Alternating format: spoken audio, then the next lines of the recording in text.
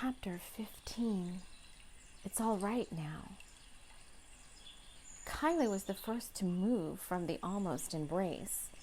She had made the first move, and Tyler had reciprocated. But now what? They moved in a unique rhythm of two people who had been alone for a while. Both unsure of what the next step should be, they wanted to tread carefully, but at the same time be brazen. They didn't want to offend, and they didn't want to think too far ahead. But all of that would have to wait a while, as the front door to Chez Miguel's opened and a beautiful Creole queen of a lady stepped through it. Kylie would have recognized Chandra anywhere, but she was still surprised to see her walk through that door. Her friend had given no notice that she'd be coming to visit, and it seemed out of sorts for her to come to the island. The weather was changing, and in more ways than one. Metaphorically, the rift between Chandra and Sky had been made pretty evident. Why would she come here if she was trying to get away from him? Chandra had wondered that herself. She had been all set to take a vacation to the tropics, using her time away to remind herself that she could exist without Sky and Soul Step. But something had been calling her back to the island. Something she couldn't quite put her finger on. She thought maybe it was her sister needing her for something. They hadn't been together in a while. Chandra never really understood why Megan had sequestered herself out here all alone anyway. She was happy she had her clients and the spa to go to each day. And now she didn't even have that. She reminded herself that she had been the one to walk away. Kylie moved toward her friend and could see by Chandra's face that a lot of tears had been shed. But still she moved stoic and strong, her inner strength coming from all the soul work she did on herself. But Chandra couldn't forget that feeling that something was going on here. She could sense Sky's presence, even this far away from home. Could he be here on the island? She quickly squashed the idea. He couldn't possibly remember that her sister lived way out on a desperately remote island that people only came to in order to escape the modern world. Big Pine Island hadn't changed in years. Chez Miguel still had the old neon sign that Chandra recalled having been there since she visited with her parents many, many moons ago. "Chandra, my goodness, I didn't expect to see you here," Kylie said, embracing her friend. Tyler stood looking on in the background. He could see from looking at the leggy psychic medium why Sky Monroe had traveled so far to find her. She was definitely someone it would be hard to forget and to get rid of. Something about her energy exuded grace, strength, and sexuality. Tyler cleared his throat. "Sorry, Tyler," Kylie said, pulling him closer. "Chandra, this is my friend Tyler Marsh. I don't think you two have ever met," Kylie said, knowing that Tyler was prone to getting himself into trouble around beautiful women. "It's a pleasure," Chandra said, holding out her hand. This man was definitely someone she could get to know better, Chandra thought. Oh, and then she reminded herself of the damage done with Billy Tavish, and she looked down at the floor. How long was she going to keep punishing herself for that one?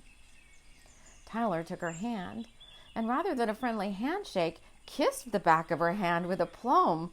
Why did he do that, he thought to himself. That definitely seemed out of sorts. What the heck, Kylie thought? He never kissed my hand like that. Kylie was uncertain what to say next. "We were just getting ready to leave," is what came out of her mouth, but she wasn't sure if she was leaving alone or not. The whole Chandra hand-kissing thing left her a little uncertain and a little unsure if her feminine ways would be enough for him. "Yeah, we were," Tyler said. "Chandra, how did you get here? Do you need a ride anywhere?" Came out of Tyler's mouth before he could stop himself. Where did that come from?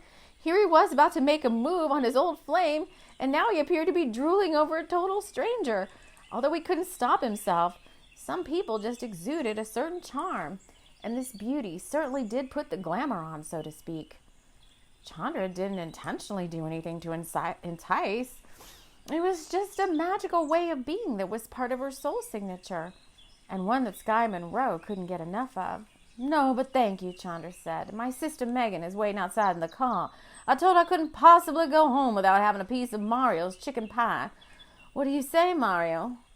Chandra looked over Tyler's head towards the kitchen door where Mario was standing eyeing the group. Mario had known Chandra's father, Langdon Rose, since early on in his career. He had worked his way up in Langdon's kitchen in the French Quarter for 10 years before deciding to move back home to Big Pine and open up his own place. Langdon wasn't crazy about the idea. He had Mario pegged for his partner in a few more years, and this was a big surprise. Mario came over and hugged Chandra tightly, a little too tightly, Tyler thought, wondering if everyone on the island knew this girl. "I'm okay," Chandra said, feeling that same twinge of heartbreak every time she thought of Sky. "I just wanted a piece of your famous chicken pie," she said, flirting a little bit. "Well, anything for the daughter of my mentor," Mario said. "Come on. Come now, come in the kitchen and talk to me while I box something up for you," he said, almost pulling her towards the kitchen. That move left Tyler and Kylie alone again, as laughter and clanking dishes could be heard from the kitchen. "Now, where were we?" Tyler said. Got me. He said, turning back into a lovelorn, "Oh, mercy. Now, where were we?" I can't even get it straight. Tyler said, forgive me. Tyler said, turning back to a lovelorn Kylie. "We were nowhere," Kylie said, surprising even herself as she picked up her handbag and shawl and headed out the door. Chapter 16, The Way Out. Kylie quickly made her way to the Camaro, and luckily it started on the first try. Tyler tried to follow her, but he heard his name being called from the kitchen, and for some reason he had to respond. But it wasn't Chandra beckoning him. It was Mindy with the bill. "Before you decide to run off," she said, observing the whole scene from the dish prep area. "Have a little tiff with your lady friend?" Mindy asked, hoping they had. She liked what she saw in Tyler Marsh, and she knew there was also a hefty pocketbook behind the chiseled dark features, and she could go for both. As Tyler signed the guest check, he could hear Mario in the kitchen with Chandra. He wanted to know more about her, and for some strange reason he felt a pull of energy guiding him into the back room.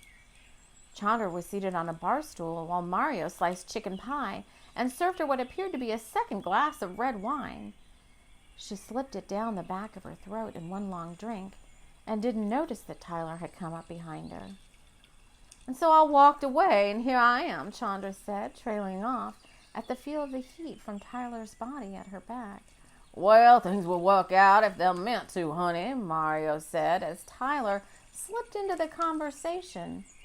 He had a way of gently inserting himself and then becoming part of the discussion without even being asked.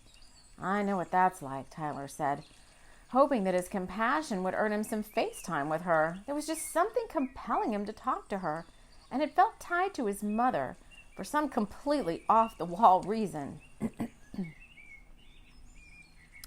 The chicken pie and several side salads were placed in a cotton tote bag, and then Mario went up to the front counter to grab his latest bake, the Mario meringue pie.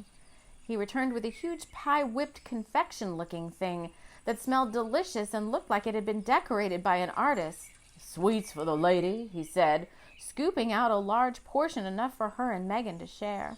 "You're too kind," Chandra said, pulling out her wallet and looking sideways towards Tyler. She smiled, but it felt sad and lacked the heat that usually came from her being in her power. She was tired inside and out.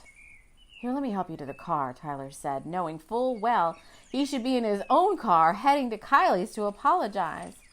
"I'm all right," Chandra said, "but thank you," she said, picking up the tote bag and downing the last sip of wine from her glass.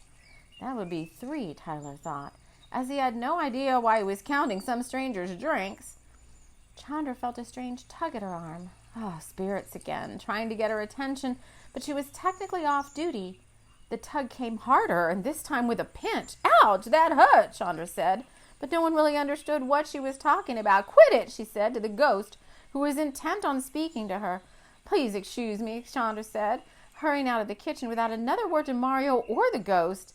Tyler stood there perplexed and unsure whether to follow or not. What just happened?" he asked Mario, who didn't seem perplexed at all by this strange outburst. "Oh, she's a psychic medium," Mario said. "I guess someone or something was trying to get her attention." and something was trying to break the barriers between the living and the dead. That someone had a reason for wanting to get a message across. There was grave danger afoot on the island right now, and it was all that Dame Marsh could do to try and scream a message of warning to the whole group. But no one could hear her, and no one could see her, and she definitely had tried to get the attention of the one person there she thought might help. But her pinch and harsh words held no ground, as she felt the energy of Chandra, an open channel, slip away. Someone must know that danger was on the island, and if they couldn't understand her, then she would find some friend to wreak havoc and drive everyone off the island. Dame Marsh slipped out through the closed back door and made her way to the island docks. She would find spirits to assist her, or else everyone on the island would be lost to the coming storm.